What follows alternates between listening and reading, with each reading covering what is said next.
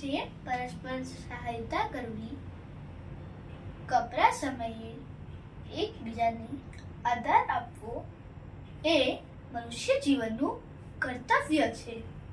તેમજ વર્ષા ઉત્પન્ન કરી જીવસૃષ્ટિને સંતુલન જાળવવું એ ઇન્દ્રદેવનું કર્તવ્ય છે.